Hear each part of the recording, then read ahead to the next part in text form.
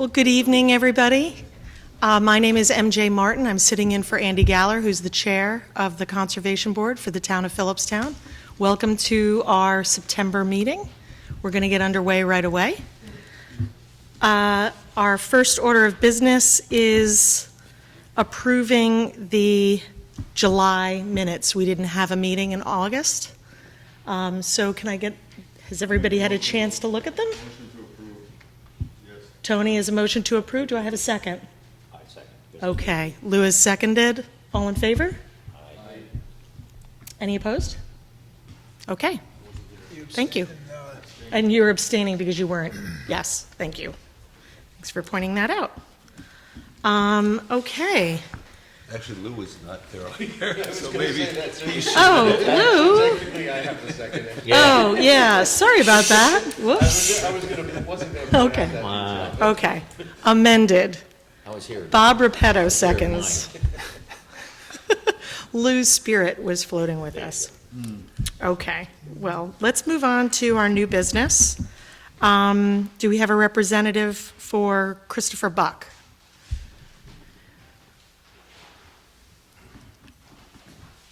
Hi there. Hello. Can you share with us a little bit about this project? I understand that it's wetlands maintenance and treatment of invasives on the property? It's a small kind of unmapped marsh that's actually on an unmapped stream also. But we were asked to go and assess it and see if there was any invasives or any issues, and kind of to address that. There are some native invasives there. Sorry, it's been a long day. But they're all pretty low density. So what we're asking for is the ability to just use pesticides within the buffer. And the way we'll be using them is because it's low density. There's like yellow flag iris, so we'd wipe the leaves of that with the pesticide. There's some multiflora. We'd cut and apply an herbicide to that. So it's pretty low usage in that respect. And I'm sorry, can we have your name and the company that you're working with? Yeah, I'm sorry. Yeah. My name's Tom Lewis with Trillium Invasive Species Management. Yes. Thank you, Tom. Yeah. That's a good point. Yeah. Can you share with us what you'll be using for? We'll be using glyphosate. Okay. The product is Roundup Custom, and it is approved for aquatic and terrestrial uses. So it's something that we would use in pretty much any environment. It's approved. It's that way because it doesn't have any surfactants in it. So we do add one into it, which typically the surfactants can have an impact on amphibians and aquatic animals. And so we do add one in, but that is one that is also approved for aquatic environments. When's your schedule? What's your schedule? Well, most of these plants, they're kind of, we'll be doing it this fall. It's over the hill now. Well, a lot of the woody ones, we can do cut stem. So and then you can do that up through pretty much all the year, as long as it's not freezing. So that's where you just cut the bottom of the stem of the plant and apply herbicide right to that. So there is still some movement in the plant. It'll be absorbed and still be very effective. Some of the plants, it depends on, we're kind of a little bit late in getting this into our schedule, so yellow flag iris might be senesced too far, so we might need to deal with it next spring, something like that. There are plants that, black swallowwort is not in the wetland proper, but it's on the edges, so that we could not really treat effectively, so we've already gone through and pulled pods to keep it from spreading. There's a couple little patches in there. So the next year we'd want to address that with an herbicide to actually kill them. So it sounds to me like you've got a plan to do this on a regular basis. This isn't a one-shot deal. This is going to be a maintenance plan? Yeah, correct. And there are some native plants that have, as a marsh, it typically doesn't have really tall shrubs. And this had a couple that were planted that are overgrowing their space, so we'll be coppicing them, just cutting them, letting them regrow next year. And so that'll continue on. Yeah. Is the homeowner's intention to do this for longer than 1 or 2 seasons? Do they have a... That's my understanding, yeah. Okay. Because I think the board might feel more comfortable if they're going to proceed with a permit application and approving that we're seeing the project through and Yeah. not just going to finish after 1 year and allow everything to kind of grow back. Yeah, I don't think, I mean, it's not a lot of disturbance, so I don't think like anyone had actually probably noticed much of what we've done there except for coppicing those trees and those tall shrubs. But my understanding is that we will be continuing to maintain this area. We are doing, there's like, just as an example of what we've been doing is there's a very sparse amount of stilt grass on the property, so we've been working on that already, and that's not a short-term endeavor either. So there's no sense in dealing with that if you're not going to keep after it. So I think that is a good example of their good faith. How big space is this? The wetland's about half an acre, I would say. Yeah. You may remember, we actually walked we've been on this property when they put in I think there was like a walkway, like a trail Yeah. that goes from the house to a barn Okay, space. Yeah, it's near Lake Celeste. okay, oh, okay. It's on the okay. opposite side of the road. That's the place, oh, Yeah.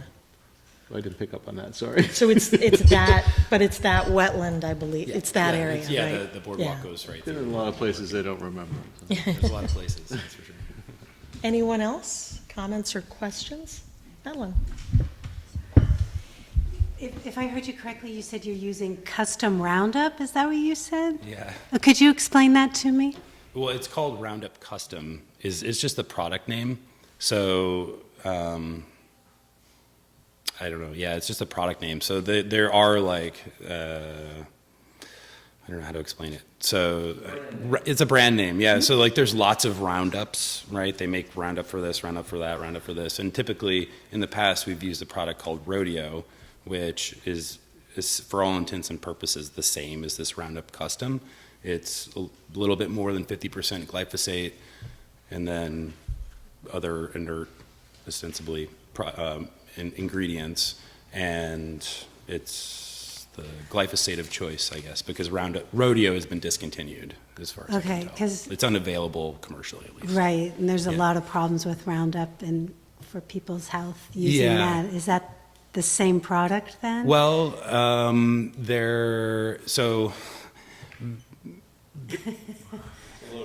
yeah, it's a loaded question because it's the same. I mean, there's Roundup brush killer, there's Roundup that you buy. You can go to Home Depot and buy and spray, and it's pre-mixed. This isn't something like that. Like you can't buy this product in your state if you're just a regular person. You have to be a licensed applicator because it can be applied in aquatic environments. Okay. So it's essentially the same as the product that I've been using for years called Rodeo, but that one was discontinued. So Okay. now, unfortunately, it's called Roundup. Yeah, So I might have to look for a different I don't product. mean it to be loaded, but Yeah. just so I understand, because real quickly though. So it's controlled in that when you said you cut it and you just basically put it down the, Yeah. if I understand Yeah. what you said. So like if Okay. this was the multiflora stem that I wanted to kill, I'd cut it, down at the ground, and then dab. We have like little manually pressured applicators that will dab onto it. Well, we don't painting it. It's very similar to that. Yeah, we can. No, we dose it by milliliters. So we have a little thing that you every second. It's a clip and drip. Call it clip Yep. and drip. Yeah, Okay. there's a lot of Okay. terminology for all these things. So, but yeah, and That's some the of official term. some of it will be taking. We have long nitrile gloves, and we put a cotton glove over that. And we put herbicide on it, and we wipe the leaves of the target plant, so we're not spraying it. Okay. Yeah. That answers one of the questions. Are you wearing a hazmat suit or something? Not hazmat, but a lot of PPE. Yeah, we wear rubber boots. We wear a Okay. mask when we're spraying. Okay, good. South of this wetland, there is a big, just south, kind of in this part of it, there's a lot of mugwort. So we might address that.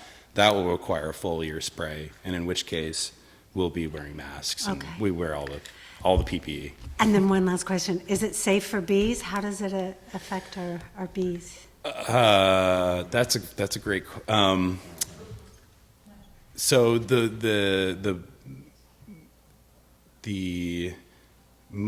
I think when I started, maybe up until probably 5 or 6 years ago, I would have said yes, because that's what everything that you read would say, right?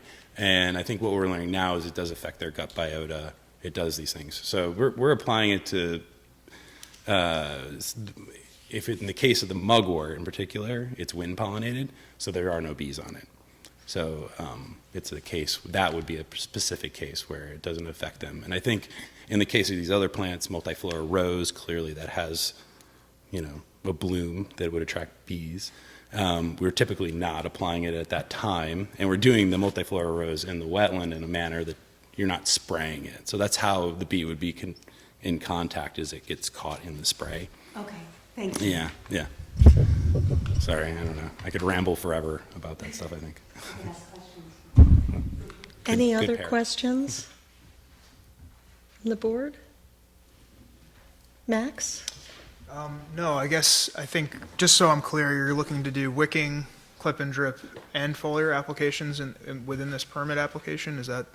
That's? Yeah, I mean, I would like to keep all of the options open. We're not really planning on using foliar, but, there is a spot that has it's black swallowwort that's a decent size, like car size, so we might be more efficient to spray it, but in that case, it is very directed. We're right there, wearing all the PPE.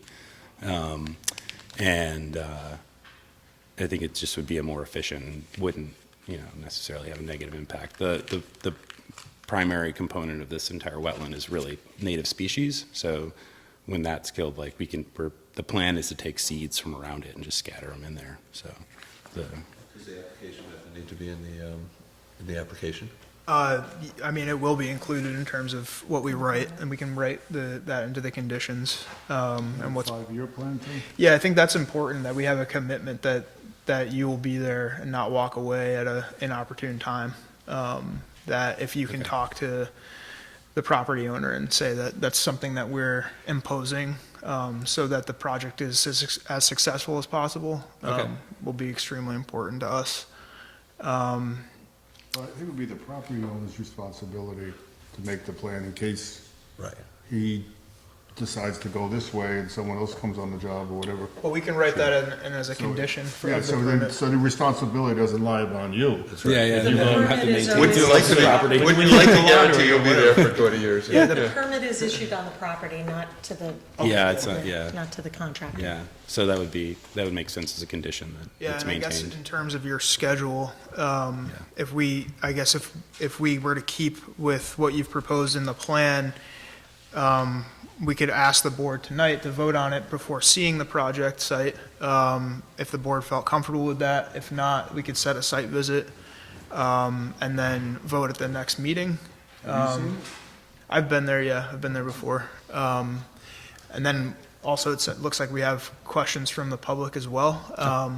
So maybe that's something we address before we decide on approving or denying a permit tonight, or setting a site visit just yet. So I don't know, MJ, if you would like to hear public comment. Sure. So you need to come up to the microphone and Would you like introduce to yourself. speak to this application? Yeah, I have a couple of questions. Okay, sure. My first time doing anything like this, so. Can we have your name? Bear with me. My Your name name is and your Sue address? Onashenko. I live at Lake Celeste. So do you need more specific than that? Okay. Your neighbor. So I read through your permit, and I'm chair of the lake committee, so I am in charge of keeping our lake as wonderful and pristine as it is. And I have a couple of questions for you. Why, out of all the herbicides that you can choose, did you choose Roundup Custom? I'm not finished. As your choice. So I did a little research, and glyphosate is banned by New York State on public land. So why would it be acceptable across the street from my house? Excuse me, you need to address your questions to us. Oh, I'm sorry. Yeah. I'm sorry. Thank you. Do I need to repeat it? No. Okay. So, So I want to know why he chose Roundup, as glyphosate is banned in New York State public lands. Are those all the questions? No, I have more. Should I just Keep go going. through all my why don't- questions, or yeah, do you why want don't to? why don't you keep going and share them with us, and then Okay. So I want to know if you've done the study on what the downsides are, both human and environmental. We have children in the community that play directly across the street from where this treatment is. The runoff from this waterway goes right into our lake. So is there a method that they're thinking about controlling or holding the water for a certain amount of time to make sure that it doesn't affect our lake? And have you done a study on the environmental impact that would happen to our property? Those are my questions. Okay. So I think one of the, I don't know whether it was the first or the second question, but about it being banned on public property. You mean like parks and spaces like that? New York State. Banned the use of Right. glyphosate. But that doesn't mean that it's banned entirely from use. Correct. And it So depends. I'm asking what the reason is for choosing that particular herbicide when there are so many other herbicides that are available. So Tom, what, if you want to share and also share, again, your treatment methods? I think that's an important distinction from broadcast spraying and things getting into the wetland.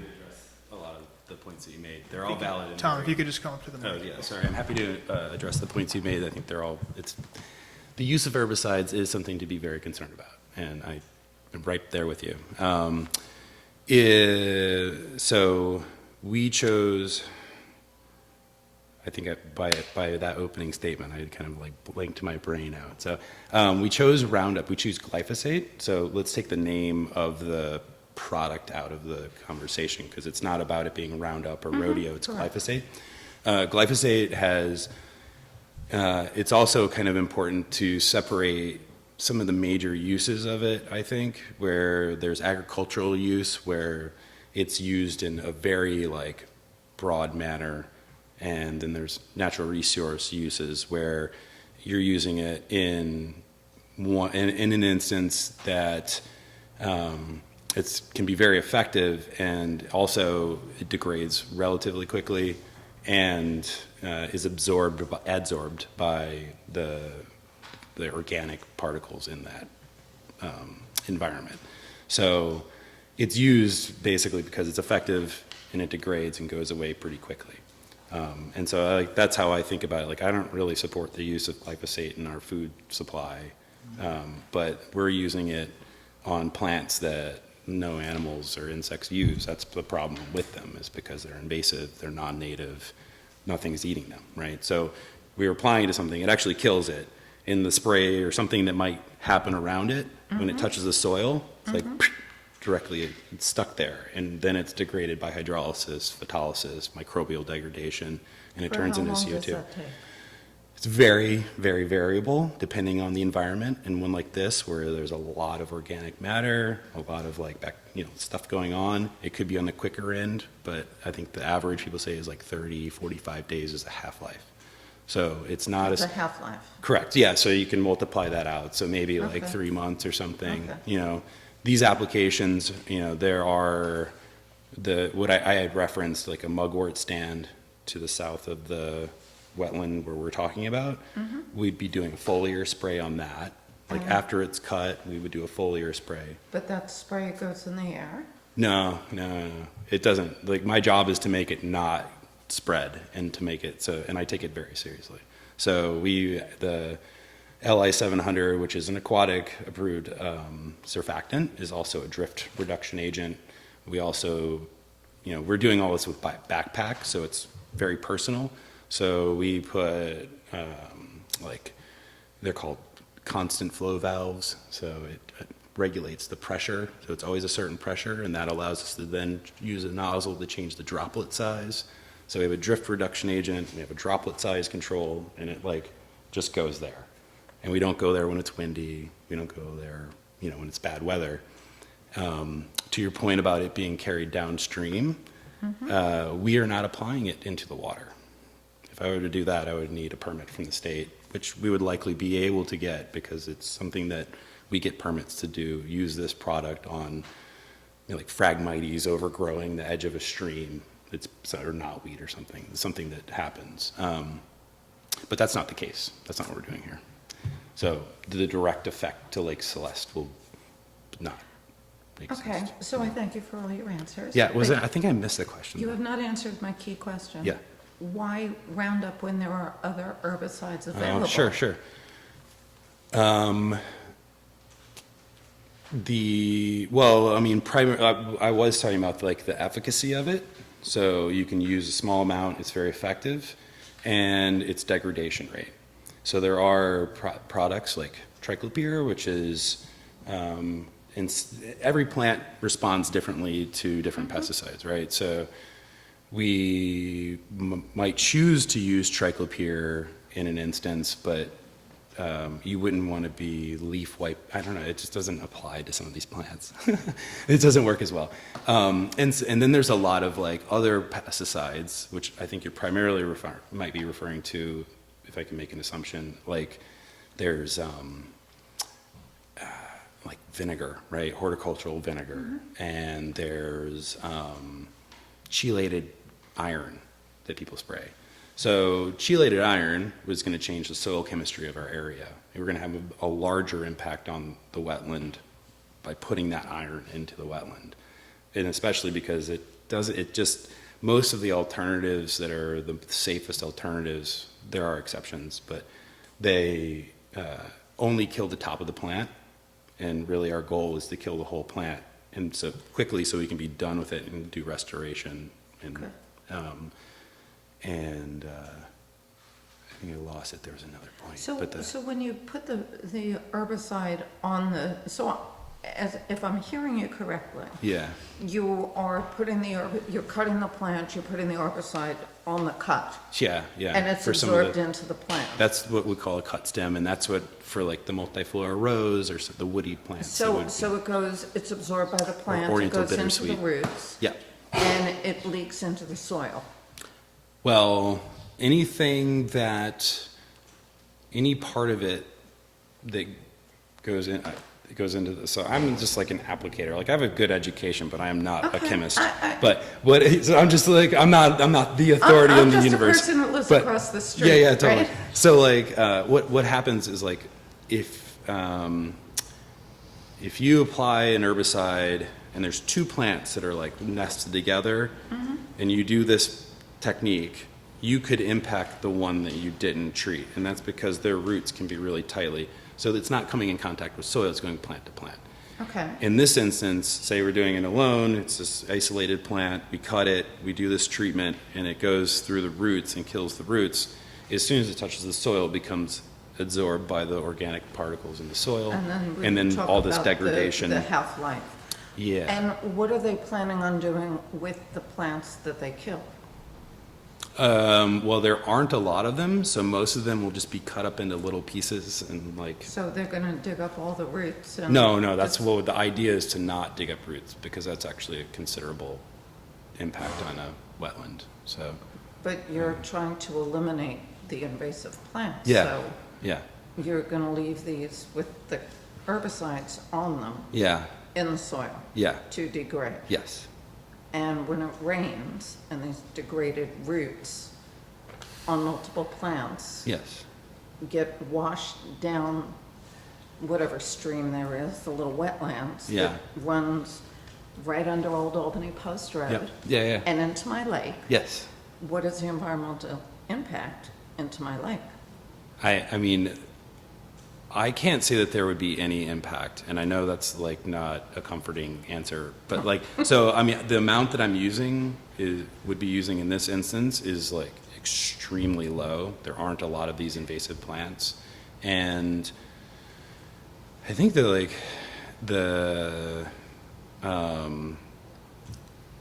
I mean, to be honest, I'm not entirely sure how far degraded it gets in the plant. Max, you're an applicator. Maybe you can speak to that. I hate to call you. I guess I just want to bring up another point. We issue you a permit every year to treat Lake Celeste for aquatic vegetation. We're using something that is targeted towards a specific plant. Yeah. Yeah, but this is. So the glyphosate is what is really bothering Sure. me out of everything, because I was doing some research And it affects children's endocrine systems. We have children directly across the street from this treatment.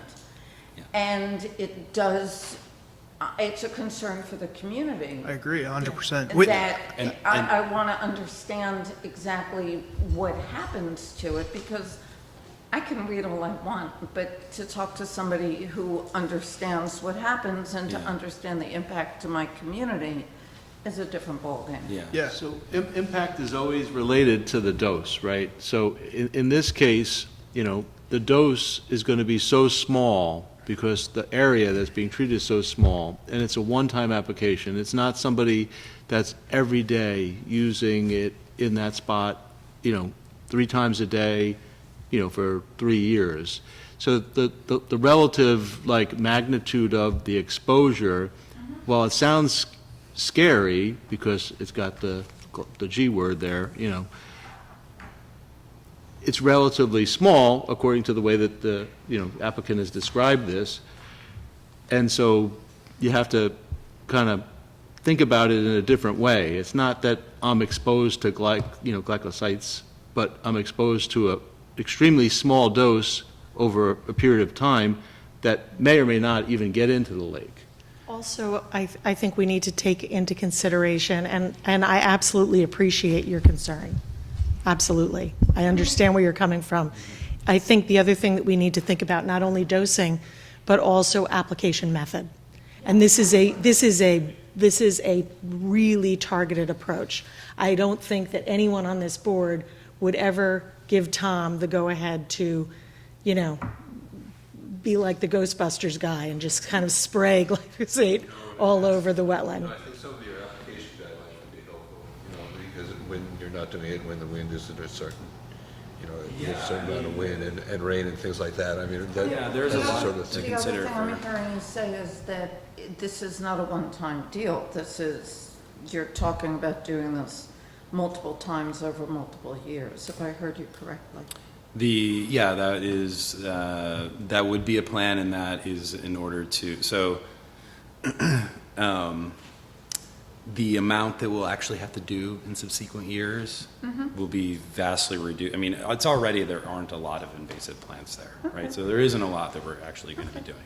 You'll see a change because the Oriental Bittersweet and the multifloral go, these big, huge things we'll take out or we'll cut, but we're still like just applying to the base of the thing, right? So it's a very small amount. And then next year there will be seedlings. And so we need to manage those. Some of them, some species, seedlings are easily just hand pulled. Some are not. Black swallowwort's one that you really shouldn't. There are, you know, there's a spectrum. Some you can't find until they're bigger, right? So there will be follow-up required for sure.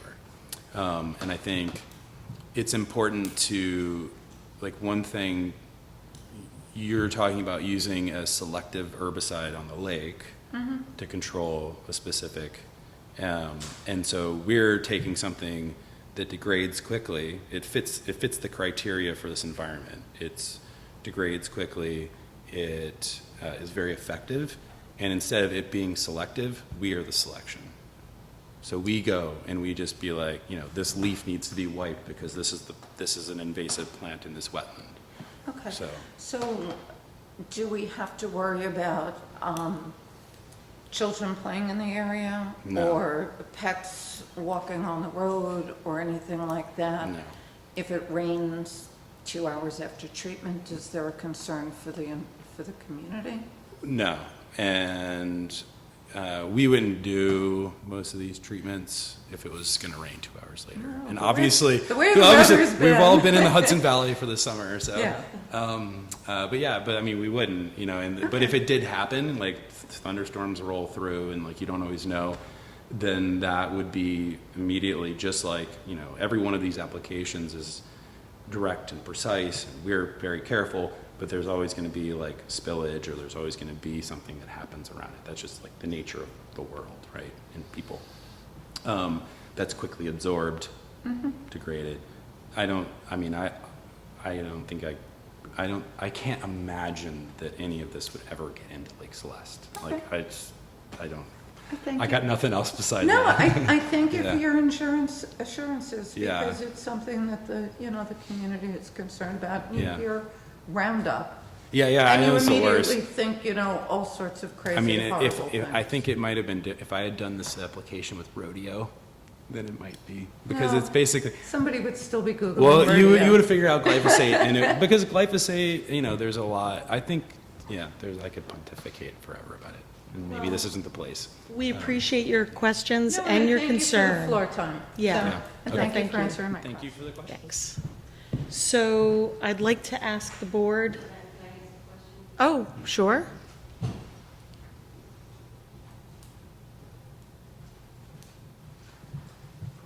Good, how are you? So I'm just a girl from across the block, too.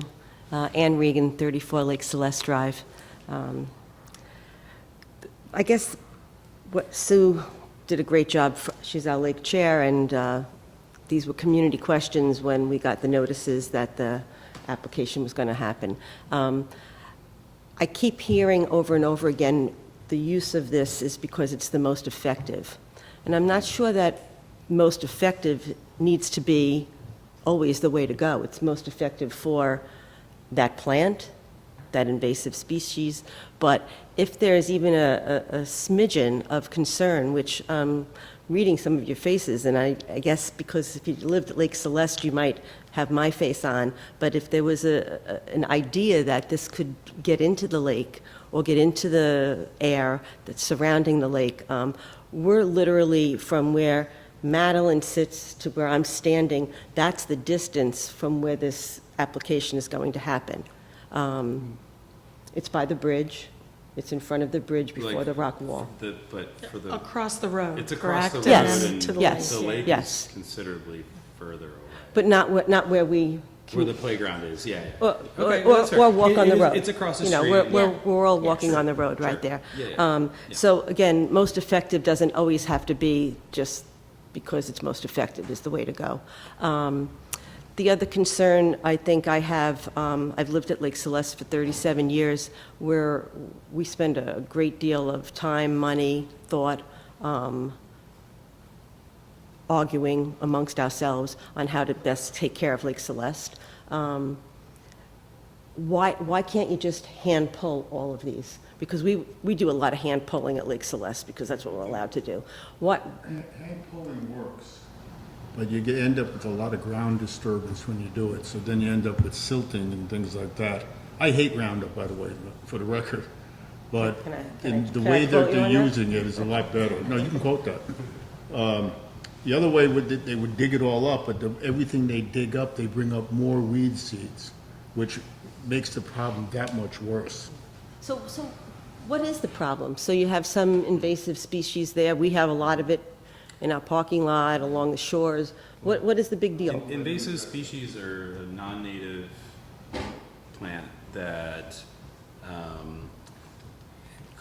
the legal definition is it causes harm. It causes harm to the environment or people or our built environment. It right? degrades So- habitat. So It what chokes happens out native So- species. So in the this bigger instance, scheme, if I may, I'm sorry.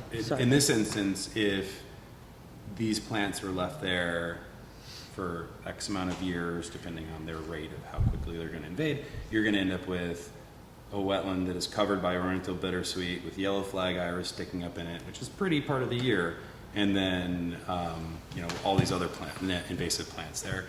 And a big issue with that is that it's just the food desert for the insects and animal wildlife, right?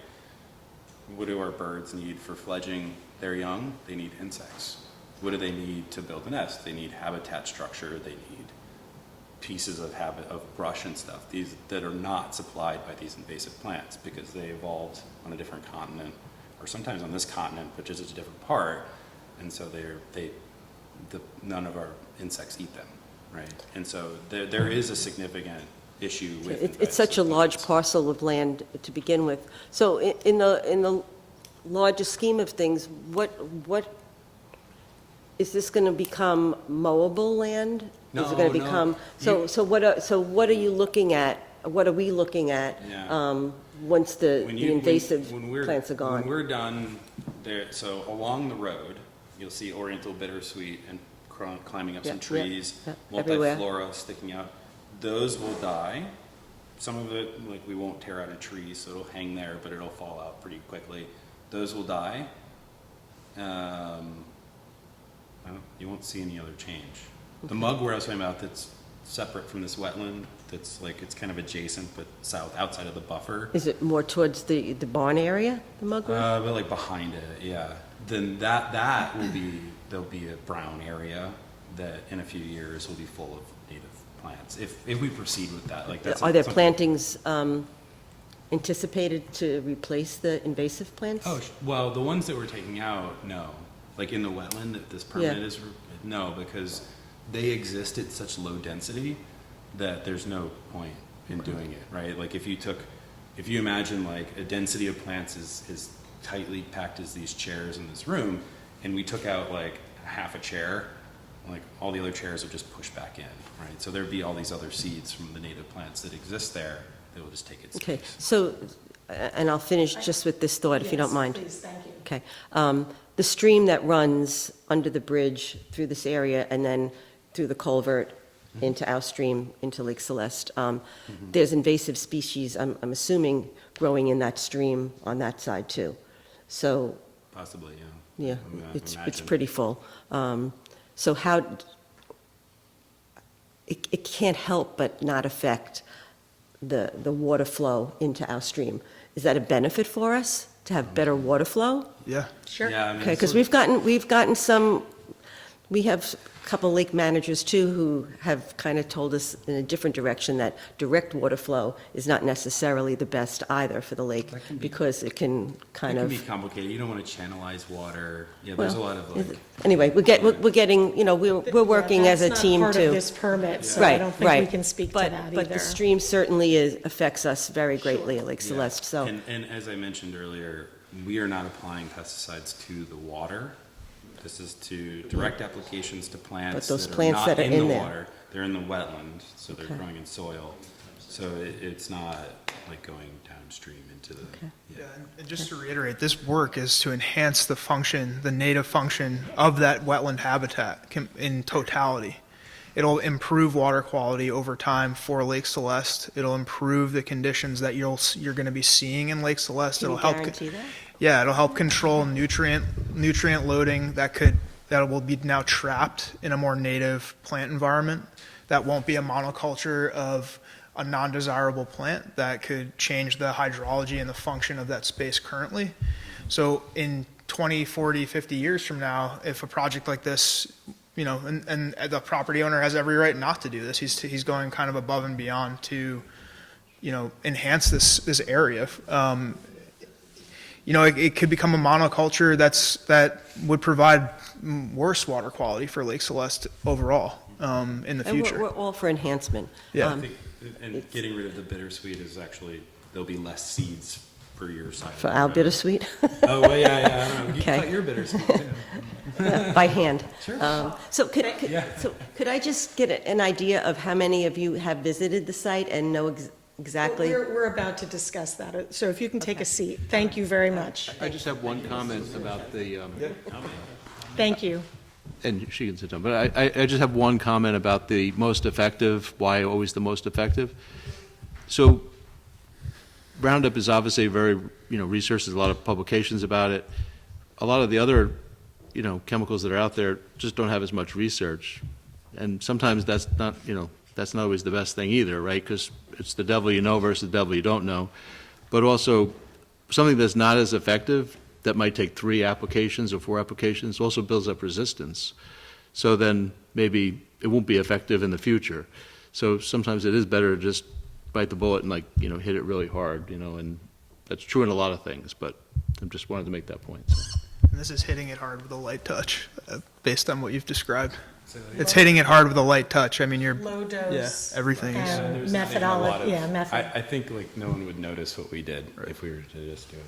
So, it sounds like we have some things that we're going to need to get assurances from the landowner, the property owner, on. And I'd like to poll the board on, would you like to see this property and do a site visit before we? Should say it. Okay. Yeah, I think that would be preferred. You know, it's Okay. not a time-sensitive situation here, so. I think it's somewhat time sensitive. You need to work in the fall, right? Yeah, But yeah, we shouldn't wait months. I thought you were waiting till the spring. No, there are some, like the black swallow, we would be treating next year, probably May or June. But the cut stem on the bittersweet and multiflora rose and woody species, we would be doing this fall. Yeah, and the coppicing we do in the winter. But there's no herbicide for the coppicing. So I'm hearing, Cheryl, that we need to set up a site visit for this. And then we will see you back or a representative for the property owner next month. Okay. And we'll work on details. Max, can you kind of work up what we want to? Yeah, I think the conditions are that it's going to be a multi-year permit. I guess, what would we want to commit them to, a 5-year time frame, or what would be? What do you think, Scott, Tony? 3 to 5, somewhere in that area. And does waiting until October throw your schedule off? Okay. Okay, good. Can you also research what kind of monitoring you could do? I mean, I know it's not necessarily the easiest thing to do soil monitoring or whatever, but is there some type of, just to give the neighbors confidence of, you know, release? I mean, we brought this up a couple of applications ago as well, like, is there, you know, some type of monitoring that can just at least give the, you know, the community some kind of confidence that they're not being exposed, so. Yeah. It's not an easy situation. It's not. I mean, especially where, like, I don't know, where do you monitor the soil when you're only treating, you want to monitor where Right, I well, applied it? that's why I said, it's a very, you know. It's a little different than one of the other things that was before us, where they're doing a couple of acres of, Yeah. you know, This is what very you guys are different. not This is- doing. I mean, we do that also, and so we're, well, you know, with, like Max was saying, this is like changing habitat, you know, is an important role for this kind of work, but, Don't underestimate the value of below the level of detection. You know, Yeah. like, I mean, so like in an immediate application within, you know, inches of the application, if it's below the level of detection, that's still data, you know what I mean? That's still helpful to know. Yeah, I will try and, I will look into testing sources. I'm not really sure what the resources for that are. Thank you, Tom. Thank you all. Yeah. Thank you, neighbors. Yeah. Okay. Before we move on, I just want to say, just in the interest of transparency, I've worked with the landowner on some of his other property and done some consulting in my capacity, working with Audubon previously. So I don't feel I need to recuse myself, but if anybody else does, I'd be happy to. Is everyone comfortable? I'm totally With that? comfortable with that. Okay. No, I don't think you need to recuse yourself. And it actually makes you, I think, valuable to the conversation. I'd better to ask and Yeah. not be necessary than otherwise. Yeah, thank you. Okay, thanks, Tom. Okay. So Yeah. we'll coordinate a site visit Okay. Yeah, before the next meeting. Have a great evening. thank you. See ya. Okay. I'm going to butcher this name. Liaskos? Oh, wonderful. Welcome. This is for 498 Sprout Brook Road in Garrison? Yes. Yes, Seeking an application for the construction of a driveway in a single-family home? correct. My name is Steve Ferreira from SJF Engineering Services, here tonight with Mr. Liaskos. As you said, we're looking for site plan approval, basically, to build a single-family home. We do have a 5-bedroom septic system that's been designed for the project probably about 7 or 8 years ago. We obtained health department approval. Mr. Liaskos did bring some fill into the site, so that's why I believe we're here tonight in front of the board, just to, because the amount of fill, I think there was 10, 11 truckloads of clean, pretty clean fill. That was brought in maybe a year and a half ago. December of end of November 2029 through December, and then I was misinformed. I had been told by a friend that, oh yeah, DEC rule says you can bring up to 2,000 yards of fill without a problem. I said, okay, I'm not doing near that. And I was misinformed. I didn't realize the town had a code of no more than 200 yards. So, so I did stop work at that time. And then I proceeded to get all the new approvals for the driveway permit, all the new approvals for a septic, finalize plans, update the plans to the, to what we're looking for, and obviously, and then I decided that I realized we had to design the whole house to fit the plans as well, make sure I could design it within the setbacks, because it's a 100-foot wide property, with the setbacks of 30 feet. That left me 40 feet for the house, so I decided to go with 38 feet, so I wanted to make sure I could design a house that worked, because it's for me and my family. One, I had to design a house that was gonna fit for what I was looking for, also fit within the neighborhood, because I am friends within the 4 houses on both sides of me. 1, 2, 3, 5 of the neighbors, like personal friends with. So, that will probably be over my house. So I want to make something that looks good for the neighborhood as well. So yeah. So, and I just wanted to, Is there a violation on this already? It was a violation because I I didn't have a site permit to do it. Originally, there was years ago, there was a septic permit that had been issued, and I didn't have, it had gotten out of date or whatever. So, Right. So It I hadn't expired. gotten that. I was just clearing the land. It was so overgrown, I couldn't do it. You couldn't even walk through it. So, There's a violation now from the town? the only violation was, they said that we didn't get a driveway permit, however. That's resolved now. Yes and no, it's questionable, and here's the reason why. That driveway that they said I cut in had actually been cut in who knows how long ago, and I actually had proof of that, so I was able, thank God for Google, I was able to pull up a Google image that showed in 2012 the driveway that it existed there, and I actually printed those up too with the dated, so if you guys. Why was the fill brought in? Because well. yeah, if you look at He'll explain better. if you look at the finer lines behind the darker lines, that's the existing grade before any fill was What was brought the in. grade? It would be very difficult to get the 14% grade driveway in at that What was point. the grade that was filled? Was it over 20%? In some spots, yes. Okay, so that's probably why it was referred here, I'm Yes. guessing? That makes sense then. Okay. Okay. Well, there is a stream on the east side of the It's at the property. very back, Tony. That's it, The yeah, very the lot's 500 feet deep, 522 feet, so the stream and the end of the septic expansion area is 100 feet from the edge of the wetland.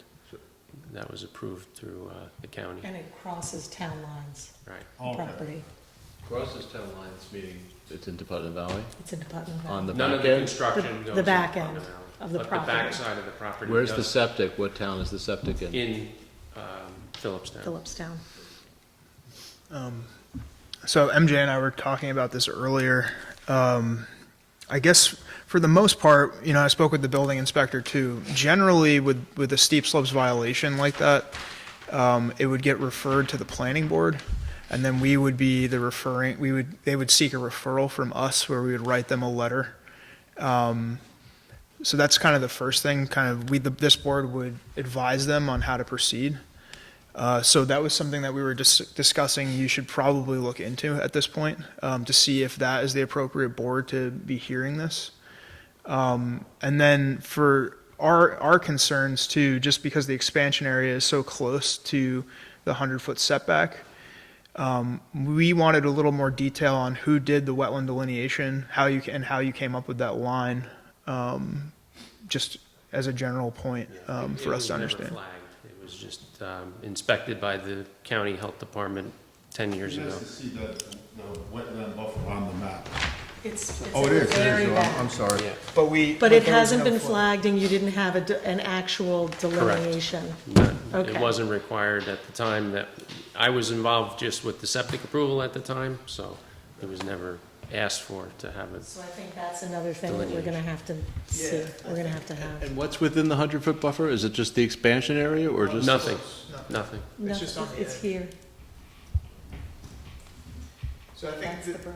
think our next steps. Where's the septic? This is the septic. But it hasn't been Right. delineated. So I think we were talking about next steps, is setting a site visit for the board to come and take a look at the site. If you could stake out the septic and the expansion area, and then I can come out and do the delineation at some point. You'll have to pay for that service. That should have been done anyway before you went to the health department, to be honest. Typically, Yeah, there's a. things were a little different 10 or 12 years ago. Yeah. And We're they fine with issued that. Just, it goes for a year, well, within the past year, they actually issued me a brand-new permit. Yeah, we've had issues with them not fully coordinating with us. We have a wetlands determination process that you can invoke, and we give you a letter stating what's there, what's not there, and that's supposed to be received by the health department, and then they're supposed to come out and do their visit. And it's kind of an extra level of assurance that you've shown everything on your site plan correctly. So we should set a date to get out there, and if you could, before that meeting, out on the site, just stake out the expansion area, and then I'll try to get out. It's pretty clear, there's a rock ledge as you come back in the property, maybe 150, 160 feet back. You climb over the ledge, and then there's a nice flat area where the septic is proposed. Sure. That would be helpful for us. Just Yeah. a question, just to make it so you guys can see, I just want to make sure I'm doing the right thing, working with them. I was also told when I got the stop work order that even so much as mowing a field greater than a certain area counts as disturbances, and that would fall. I want to make sure that if I make it so that way you guys can walk, because since I've had kind of taken down a few trees and shrubs, a lot has grown back, so probably can't even really walk the property and see. I mean, the weeds have grown up to here. Just talk to the building inspector about that. You know what I'm saying? I want to do what you guys I don't see did, it but I being a don't want- problem, but you just clear with him so you don't get yourself in trouble. That's exactly what I'm asking. Just so you have access for the site visit. Does that make sense? Yeah, I haven't moved a thing since I got that, so obviously the weeds and Yeah. stuff have grown, and I don't want to get myself into trouble trying to. Yeah, I honestly, if you can, if we can make our way through. It's just getting, essentially showing us the corners that are the easternmost corners of that septic area. I would just tread lightly with everything else right now, just because we don't want to put you in a bad position either. Yeah, I don't want to weed whack everything to make it easy for you guys to walk and then get in trouble for Yeah, doing just- that, and. I think just staking it out, and by the time that's done, then I'm sure there'll be some paths that we can walk in, just based on whoever's out there. And I think you'll be pleasantly surprised, like the fill that was brought in is kind of stabilized itself in the slope and everything. You haven't had any complaints from the neighbor with flooding. The water pretty much goes the same location it went prior to filling, the material was brought in, so. In the interest of transparency, I'm a neighbor. I don't think I need to recuse myself, but if anybody else thinks I do. So I live at 479. Okay, so transparent. Is that one across the street? I'm across the street. I have no, It's not one of the no 50% interaction. of the It's friends just- that you I said. might as well mention it. I've been mentioning it all night. Scott, you're like Kevin Bacon. All of a sudden, normally I don't know anybody on these things. Any other comments, questions? I have just a comment, just for transparency. Usually when we have septics that are so close, to a stream like this, even though you have a Board of Health, approval, we're going to be looking for additional mitigations, something like a peat system or some other type of system that provides a belt and suspenders approach, that goes beyond, because you're putting a septic system where one doesn't exist, right? And so in this case, this is a brand-new system, and maybe it was approved 10 years ago, but we can never improve the environment if we don't add additional, engineering controls in situations like this. So this is what we're going to be looking for. At least I'm going to be looking for it, and we've looked at this in the past. So. Will that be on like the actual main septic system or the or the expansion area? Well, the expansion area, in essence, going to be there, but like in the main system, depends on where the buffer is. It depends on, like where we are. I mean, we don't really know what we're up against yet. I'm just putting it on the table so you can research it in advance of the next meeting. You don't have to come back again after, why bring it up only the first time then, so. Let's You get can the look- delineation done yeah. and see, yeah. But isn't I it think it's a the good health point. department that would require, is the board gonna tell the health department that you're We're going to requiring a tell peat you system? that for our permit, so we have the purview of a permit, but if we're not comfortable that you're not protecting the environment above and beyond what the health department wants, it's our right to say that we're not satisfied. So then you won't get our building I permit. don't know how. But yeah, I think we need to do the delineation, and then we can have that conversation. I think that's a We have little a few premature. different things we can change with the design if. Or move it back further. Right. You know, Yeah. there's other, that's why I'm putting it on the table, so think about it, like, Yeah. it's gonna come up. I brought it up tonight, so. I mean, that's typically why you do 100% expansion, so you have the ability to put a new system. If you have an issue 20, 30 years from now, you have a full expansion area that you can swap back and forth with the permit. But, okay, we can. In theory. Okay, so we're going to schedule another, It looks like a public comment. and would you like to speak, sir? Yes. Okay. Please come up to the microphone and tell us who you are and where you reside. Good evening, everybody. My name is Charles Legero, and I live at 496 Sprout Brook Road. I'm the adjacent property next to these. By the way, I don't speak to the board here. He's been a great neighbor. Everything's cool, except for with this fill coming in, when he was talking about water going where it always went and things like that just a few minutes ago. That's my septic field. I got big problems. I got gray water coming out the ground because of this. It needs to be mitigated, this situation. Is that, may I ask when that photo was This taken? picture was July 9th, but I've got pictures going back 2 years of the same thing. And what happened is there's so much silt on the ground now that the water doesn't absorb into the ground anymore. It just sits there. There was never a silt Can we fence. get a closer look at those, sir? This pile is from July of this year. This is from 6/9/22, and this one goes back to October 21.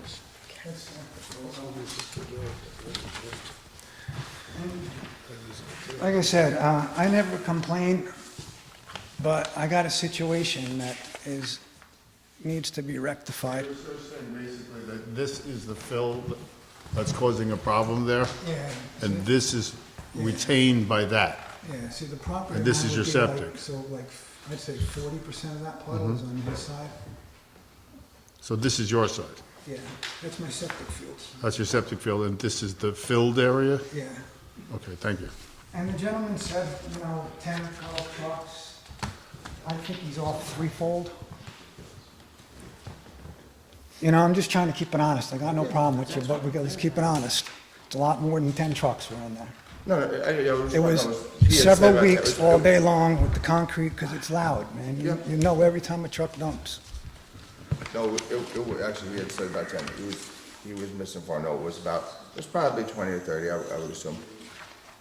Now, I actually do have pictures. I have pictures that were dated on the 11th, which, if we look, that was actually after the recent storm in July, which I think qualified as the 1,000-year storm.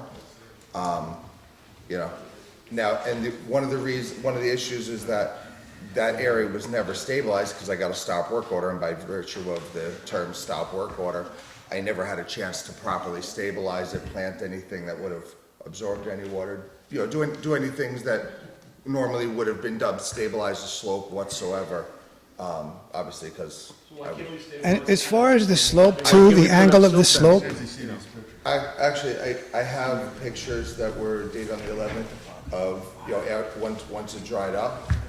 but anyway, getting back to the angle of the slope, it was basically coming off the road originally. It was almost like a cliff. If you went 10 feet out, you were dropping 15 feet down. You couldn't walk it. You could probably barely even climb up it. The natural grade is still there on my side of the property. You guys are welcome to come anytime you like, take a look. And like I said, I got no problem with the neighbor improving the lot. That's cool. It was nice 25 years having no one next door. It was a nice ride. It's over. I get it. But this is unacceptable. Right, but honestly, that seems a little unreasonable to me. I mean, why can't we stabilize that some way? I mean, Max, can they put some silt fences up? Can they stabilize it with grass? The other thing is it's a violation, right? You're violating our steep slope section of the code. So, also, I'm not really sure what you filled with.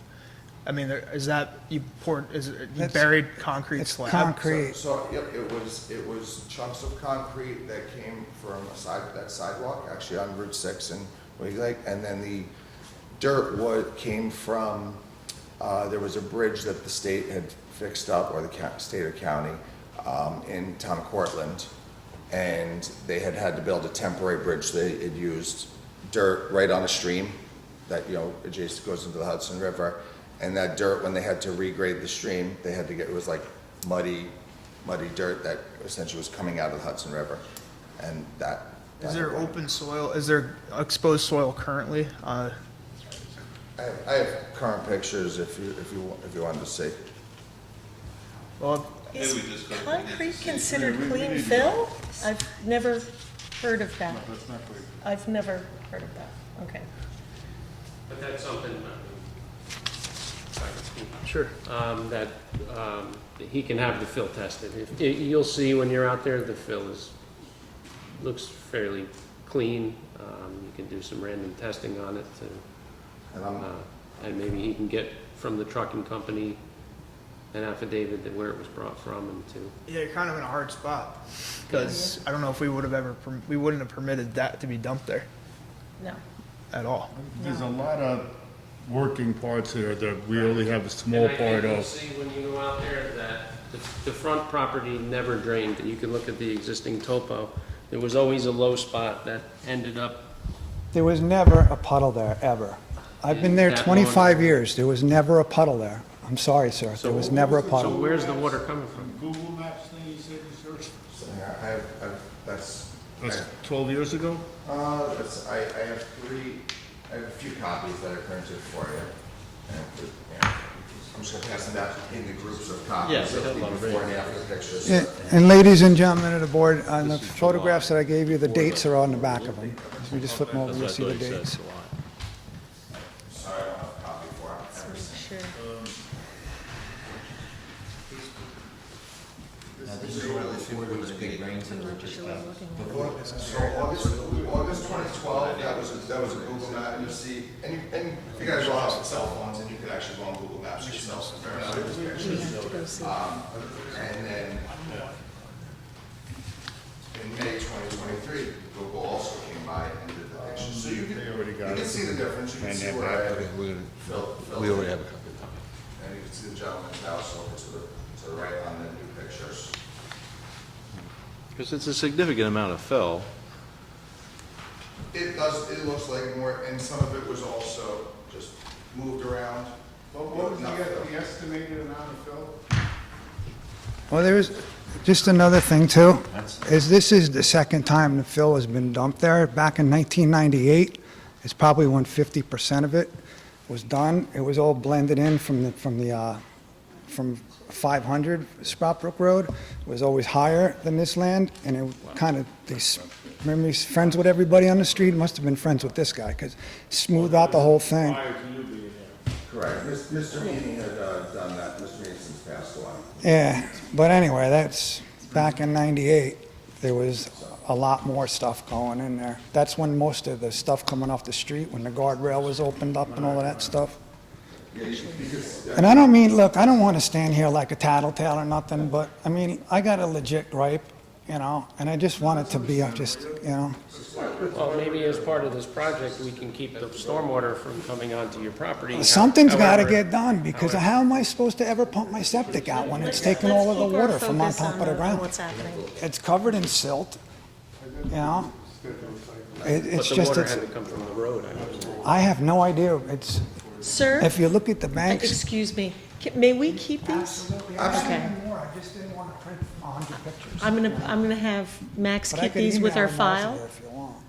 And we absolutely need a site I visit. think also, and I'll try to do this before the next meeting, is I will try to find, when the state improved the road, there's got to be maps somewhere of the original topography, so you could see the original grade. I'm sure that it exists out there. I'll try to find it. But You can, if you find that, you can provide that to Cheryl via email. An old topographic map from the geological survey. yeah, I'll try something. Maybe. So, yes, we need Tony, we need a site visit. Absolutely, we need to take a look at this. But to Bob's point, you know, these crazy rainstorms aren't getting any less frequent, Yeah, I right? mean, it was especially bad that one time on July 9th. It was But you see the other especially bad photographs from everywhere, years yeah. ago. It's the same thing. It's just getting worse because the ground is different now. It's So all is covered there in s- silt.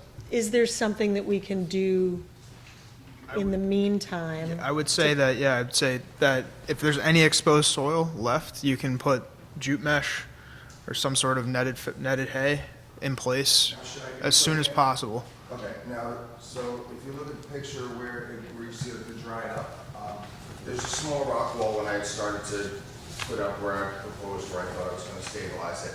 That rock I don't wall know is where, about I 6 gotta go feet there. off the gentleman's property. Oh, yes, please speak into the microphone. Oh, I'm sorry. I apologize. That rock wall is about 6 feet off of the property line. So if you see where the silt has remained, it was still well within, all the silt. Now, I am not going to deny that the water also went onto his property, but the silt all stayed within my property line, and you see it didn't go past those rock walls. We would have required that Yeah, anyway. correct. So it's a non-issue. You Yeah, just no, no, want it to absolutely. stabilize Yeah. completely. We So have to stabilize this. temporarily, while we're, sorry, MJ. Yeah, no, go ahead. Temporarily, while we're waiting for this to get resolved, while we're working through this process, and you can talk to your engineer about what would be acceptable in terms of soil stabilization, that should be followed in those areas, and then work should stop again. So that's it. So I'm okay to go on the property, set up soil stabilization, that, I want to make sure that, Check with the building inspector on that. you understand, I want to make sure I don't do the, I don't step on the property. I would like to ask Max to contact the building inspector so that he understands that this has to be done. He and I talked about this today. So we can give you the authority to do that, to put the soil stabilization in. But by no means is that a green light to do anything else. No, Okay. And you need to engage your professional engineer to advise you on what that looks like, because you have questions about it. And I don't want you to overstep and go even further, because there's a lot of stuff here that we saw that is just not acceptable at all, at all. Okay.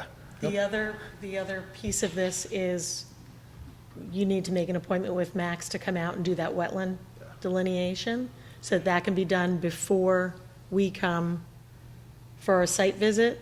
When we come for our site visit, that soil has to be stabilized. I don't want to show up and have it not be stabilized, okay? I mean, it's absolutely critical you do this now while you can still grow something before the before the winter, because this isn't going to get resolved, in one meeting, so. I guess maybe Roughly. about a year and a half or so, and I bought it from my father, who's had it since, I don't even know. Says the guy before him that died. No, the guy who had put in a lot of that, who essentially cut a driveway in or made an access path, he died during COVID, Jim. Oh, but he didn't own the property. No, he didn't own the property. He just put the stuff- He made it so he had access to a driveway in the back of his house without having to go over his lawn. Yeah, if you look at these pictures, that driveway you see. Yeah, when we get down there, we'll see. I don't He put want that to in for prolong his this. access, but it was on this property years ago. Okay. Gotcha. Anything else that we need to cover, Max? Are you guys clear? Just next steps? Okay. How do we make that appointment with you for that? We'll It's a coordinate delineation? with Cheryl. Okay. And then Cheryl, can you just keep Greg we'll keep Greg in the loop too, that we're coordinating a visit. Great. Thank you all.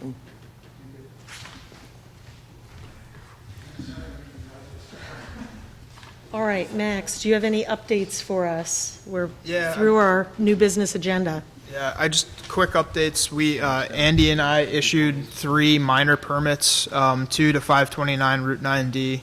One to permit them to clean up stormwater damage from the stormwater event in July, which consisted of moving some small rocks and regrading some areas that are going to be restabilized along that stream corridor that they replanted from the violation. They're also going to be installing a gate at the top of their driveway and a 4-foot fence that's within the 100-foot buffer of that intermittent watercourse there.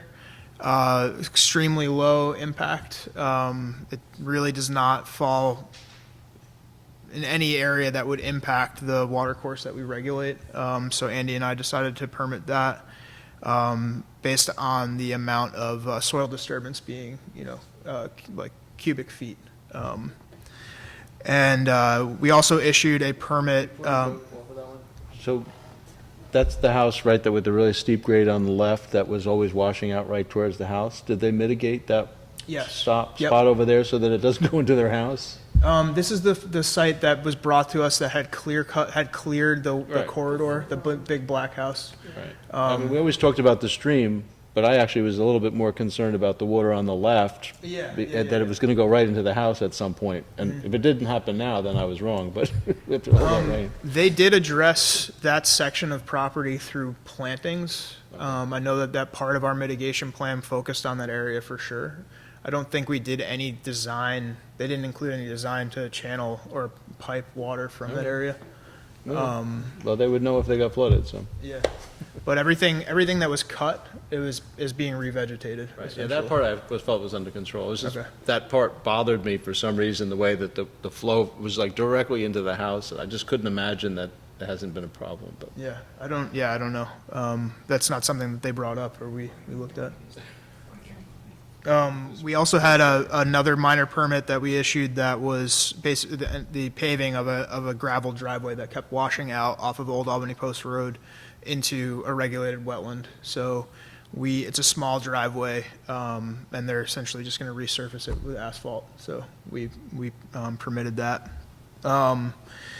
Just in the last couple of months since we haven't met, I've been over to the Manitoga property, which was significantly affected by the storm damage from July, and they're going to be renewing their wetlands permit that we issued because the work that they had accomplished to restore the condition of the waterfall at the property has been damaged, and they're going to be looking to basically fix those areas that they had put together.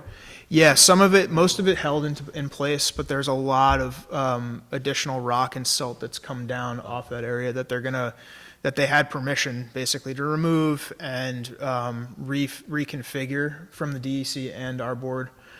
So they're going to readdress that in a permit renewal. Their DEC permit is valid until 2027. So I think it all falls within the scope of what we had originally issued. I also met with Ron Gaynor to discuss a potential wetlands permit that's going to come before our board that will be focused on running water line services from the newly drilled well for the Garrison Water District along an easement through the Hudson Highlands Country Club to their treatment facility before it goes down to Garrison Landing. Yeah. So we met and we looked over the wetland boundaries and we talked preliminary plans, but again, they're in very, we don't have a full plan drawn up yet that would come before our board to evaluate. But it looks like that well is promising, and there's an easement that's in place there that can take the water utility out to the treatment facility. So that's going to be coming in the future. I went through and we did final inspections for the White property, which was that pool off of Lane Gate Road a year or two ago. So all of the restoration plantings and the pool are done. The pool's been installed. All the stormwater stipulations that we had put in place are effectively working at this point, and the projects can be closed out. So that property did a final inspection on that. One at 66 Highland Drive, that project's complete, which were just footings for a deck. That's been stabilized and done. The project at Garrison Landing, I don't know if you recall that one, that was a renovation. That fell within the 100-foot setback of the Hudson, that's completed. The Needleman property on Old Albany Post Road, she redid her septic system and fields with the peat system. That's been completed and done. We did a final inspection for one of the HHLT permits that were open for the soil removal at the golf course. That's been completed and stabilized, so those permits were closed out. And then other than that, we had our initial stormwater meeting on the 14th, and kind of walked away with some action items for the town board potentially, and then also, started planning for our next meeting sometime this fall. So, And that'll be a town workshop next? I think we need to brainstorm a little bit on our approach for the town board. But Ron and I have been working on kind of crafting a memo to the town board to kind of make sure that the town can adequately keep up with the requirements that the MS4 and stormwater program sets forth. So that potentially will be under Jason's guidance, would be a workshop. And then beyond that, our meetings, our quarterly meetings would be held either here at the building department as a closed group. So that's kind of where we're standing right now. Great. Any questions? So, after these storms over the summer, Winston Lane in several spots have really washed out. I mean, for weeks, there's been sometimes like debris and significant mounds of soil, like through the first lane off of the downside slope.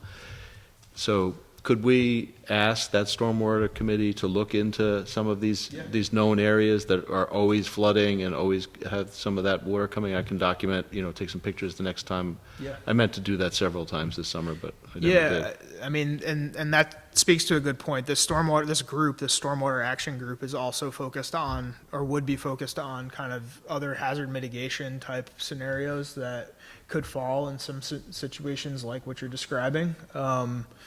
So, yeah, I mean, for sure, I think we could definitely be directed towards those things. So the two homes that built on that property or had some things come before our boards to mitigate the runoff from their property, no problem whatsoever, where they historically, for the time that I've been driving on that road, always flooded, always had debris. So those mitigations worked. I know a family spent a significant amount of money on that drainage with the nice cobblestone driveway, and as well as the new home. But both of those, no issues where historically there have been around the corner, complete flooding, complete washout in multiple spots still. So there's additional work that needs to be done. That's a good news story, though. When is, you yeah. put the work in, you can survive a storm like this. Right. If it's As well as engineered not properly. create a hazard. And not create a hazard on the road, exactly. Any other comments, questions from the board? Council Member Angel, anything you'd like to share with us? No? Okay. I could share, we adopted the community preservation plan last town board meeting. You got to go up there if you're going to share it with the people at home. You know the drill. Very short update. No, so I was happy to be part of that first stormwater and hazard mitigation meeting that Max has been instrumental in pulling together, and I think that's very positive that he's going to come before the board and kind of re-educate the board on the responsibilities there. I guess of interest to the Conservation Board, we passed the community preservation plan at our last board meeting. That has been a long work that identifies areas for protection in the town of Philipstown. There's an adjoining piece which could create a fund for that community preservation plan, which the town is not moving forward with at this time, but that could be on the table in the future. And we are going to have a public workshop coming up on Wednesday on the town's solar policy. We've been looking at, we had the DEC come down and look at the old Lane Gate landfill and do a report for us, so we're looking at solar on the landfill, which could be a 3 to 4 acre installation. The town has identified 4 or 5 other properties to look at, to bundle together for solar.